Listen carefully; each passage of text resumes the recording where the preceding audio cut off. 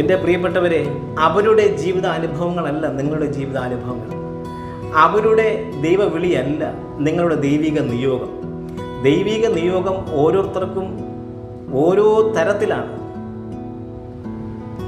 മാനുഷിക ശബ്ദത്തിന് ചെവി കൊടുത്തുകൊണ്ട് മുന്നോട്ട് യാത്ര ചെയ്താൽ, മാനുഷിക ആലോചനയ്ക്ക് ചെവി കൊടുത്തുകൊണ്ട് മുന്നോട്ട് യാത്ര ചെയ്താൽ പലപ്പോഴും നിരാശയും പരിഭവങ്ങളുമായിരിക്കും ഫലം.